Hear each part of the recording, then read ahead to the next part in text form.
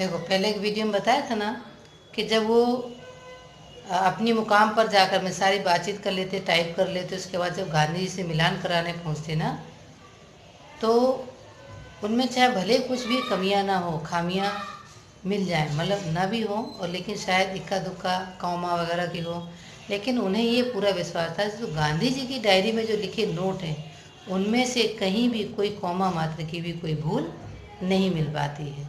इसलिए गांधी जी उन लोग से कहते थे कि तुम ऐसा करो, उनके नोट से मिलान कर लो, और लोग दांतों तले उंगली दबाकर रह जाते थे। अब यहाँ पे बताया गया, देखो लुई फिशर है, गुंथर है, समझिए धुरंधर एक लेखक थे उस समय के, लेकिन उनकी टिप्पणियों का मिलान भी महादेव की टिप्पणियों के साथ करके उन्हें सुधार किया जाता था, उन्हें सुधार लिया जाता था, और वो लोग भी हिचकिचाते नहीं थे। उनको ऐसा शर्म महसूस नहीं होती थी कि हम इतने बड़े लेखक हैं फिर भी हम महादेव की टिप्पणियों से क्यों मिलाएं, लेकिन वो खुशी खुशी से उनसे मिला करके उनमें से सुधार कर करके और बिना हिचकिचाए तब गांधी जी के पास जाया करते थे। अब देखिए यहाँ पे गांधी जी का फोटो दिया है ये।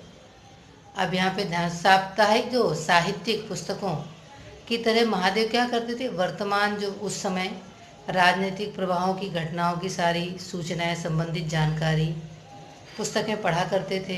हिंदुस्तान से संबंधित जो देश विदेश की ताज़ी जो राजनीतिक गतिविधियाँ होती थी, बातचीत होती थी, उनकी चर्चाओं की नई नई सारी जानकारी उनके पास मिल जाती थी।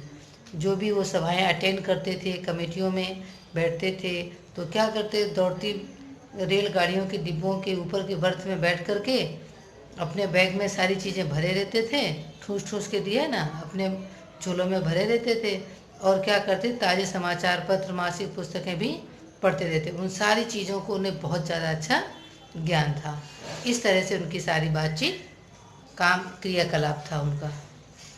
हमने आपको बताया ना, रेलगाड़ियों पे बैठ करके सारी चीज़ें पढ़ने का, और उनमें ठूस ठूस के भरना मीन्स खूब दबा दबा के भरे रहते थे अपने झोलों में। ताज़े ताज़े समाचार पत्र, मासिक पत्र, सब कुछ वो पढ़ा करते थे। इस तरह की उनकी दैनिक क्रिया थी। चर्चाओं की सारी जानकारी उनके पास मिल जाया करती थी। अब क्या करते कि पढ़ते, और अथवा या फिर यंग इंडिया नवजीवन के लेख लिखते रहते, मतलब पढ़ाई उसमें सारे नए समाचार पढ़ते, या फिर यंग इंडिया के छापने के लिए लेख लिख करके तैयार रखते। लगातार चलने वाली यात्राओं में हर स्टेशन दर्शनों की इकट्ठा हुई सारी जनता, विशाल समुदाय, बड़ी बड़ी जो सभाएं, मुलाकात, बैठकों, सब बातों की चर्चा, सब कुछ उनके पास हुआ करती थी। लेकिन लोगों को ये अचंभा होता था कि इतनी व्यस्तम जिंदगी के बाद, इतनी बिजी ज़िंदगी के बाद वो स्वयं कब खाते थे, कब नहाते थे, कब सोते थे, ये सब बड़ा सोचा करते थे।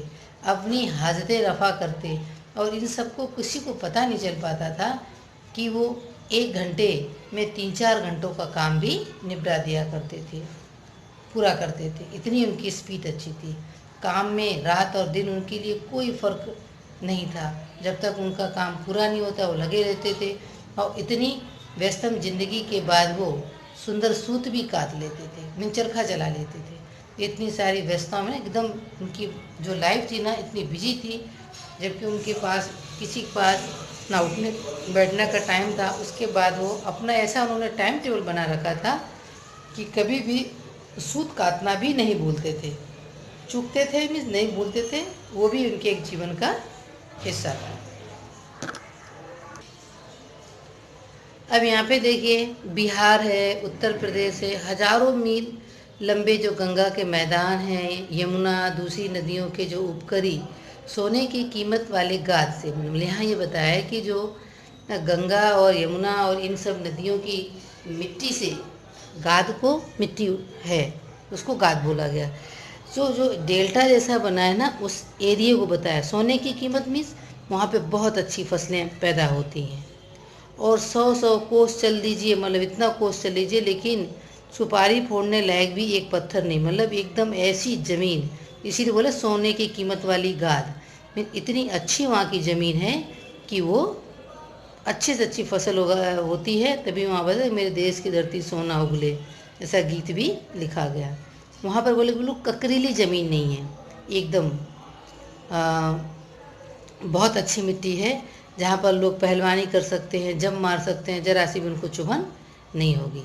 इसी तरह से महादेव के संपर्क में आने वाले किसी को भी ठेस या ठोकर की बात तो दूर, खुरदरी मिट्टी या कंकरी की कभी नहीं चुभती नहीं थी।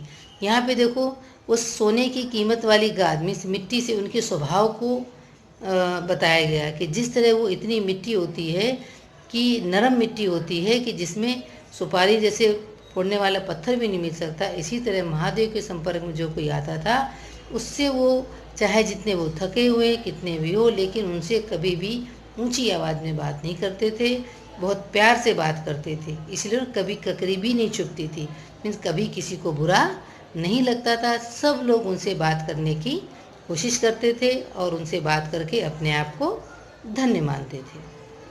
उनकी जो निर्मल प्रतिभा थी, संपर्क में आने से हर व्यक्ति बोला चंद्र सुख की प्रभा के साथ दूधों नहला देती। मतलब बोले, मैंने बताया ना कि अपने आप को बहुत खुशकिस्मत मानता था। उनमें सराबोर होने वाले मन कभी भी इस मोहिनी की नशा कई दिनों तक नहीं उतरता। मतलब जो एक बार बात कर लेता था, वो उनसे बार बार बात करने की इच्छा रखता था और अपने आप को बहुत खुश नसीब समझता था कि मैं आज महादेव से मिला हूँ। अब महादेव जी का जो समूचा जीवन था, उनके सारे कामकाज में गांधी जी के साथ एक रूप होकर गुथ गए थे। मीन्स वो उनके ही रंग में रंग गए थे। गांधी जी के अलग करके अकेले उनकी कोई कल्पना ही नहीं की जा सकती। मीन्स दो शरीर एक आत्मा जैसा हो गया था। कामकाज में अनवरत मीन्स बिना रुके हुए काम करते रहते थे। उस व्यस्तताओं के बीच में जो भी कल्पना भी न कर सके, इस तरह समय निकाल कर वो क्या करते थे, दिन प्रतिदिन उनकी डायरी मीन्स वो दैनंदिनी भी लिखते थे, जिसमें अनगिनत अभ्यास पुस्तकें आज भी मौजूद हैं। अब यहाँ पे देखिए, जब प्रथम श्रेणी की शिष्ट जो संस्कार जो संपन्न जो भाषा है, मनोहारी लेखनी थी, उनकी ईश्वरी देन थी उनके पास। मतलब जो उनकी जैसी लेखन कला किसी के पास नहीं थी। सबका कहना था ये गॉड गिफ्ट है उनके हाथ में। यद्यपि गांधी जी के पास पहुंचने के बाद वो घमासान लड़ाइयों, समाचार पत्रों, चर्चाओं, भीड़, बहुत सारे प्रसंगों के बीच केवल साहित्यिक गतिविधियों के लिए ही उन्हें कभी समय नहीं मिला। इनके बाद भी गांधी जी की उन्होंने आत्मकथा सत्य का प्रयोग, अंग्रेजी का अनुवाद उन्होंने किया। आत्मकथा जो सत्य का प्रयोग का अंग्रेजी अनुवाद उन्होंने कर दिया, जो हिंदी में थी उसको अंग्रेजी में लिख दिया। को नवजीवन में प्रकाशित होने वाले मूल गुजराती की तरह हर हफ्ते इंग्लिश छपता रहा। मीन जो उन्होंने ट्रांसलेट कर दिया, वो हर हफ्ते गुजराती की तरह ही, गुजराती समाचारों की तरह वो भी छपता था। बाद में पुस्तक के रूप में उनके अनगिनत संस्करण भी दुनिया के देशों में प्रकाशित हुए। दुनिया में भी और दुनिया के कई देशों में प्रकाशित हुए और खूब बिके भी। अब सन 1934-35 में क्या होता है, 1934-35 गांधी जी वर्धा महिला आश्रम के मंगनवाड़ी में रहने के बाद क्या होता, अचानक मंगनवाड़ी में चलकर से गांव का नाम है, सरहद पर एक पेड़ के नीचे जा बैठे। एक महिला आश्रम था, वहाँ पर वो ये दिया। अचानक मंगनवाड़ी से वो चल दिए। पहले वो मंगनवाड़ी में रहने के बाद अचानक क्या हो, वहाँ से चलकर एक से गांव है, उसकी सरहद में इस किनारे पर बॉर्डर पर एक पेड़ के नीचे बैठ गए। तब उसके बाद वहाँ पर 2 झोपड़े बनाए गए, मीन्स हट बनाई गई। फिर धीरे धीरे वो मकान बनकर तैयार हो गए, क्योंकि वहाँ गांधी जी बैठे थे। गांधी जी एक अपना उनका विशेष व्यक्तित्व था। तब तक महादेव क्या करते, दुर्गा बहन और चिरायु जो नारायण हैं, उनके साथ मंगनवाड़ी में रहे। अब गांधी जी कहाँ रहने लगे, से गाँव में, और ये कहाँ रह रहे हैं अभी तक, मंगनवाड़ी में।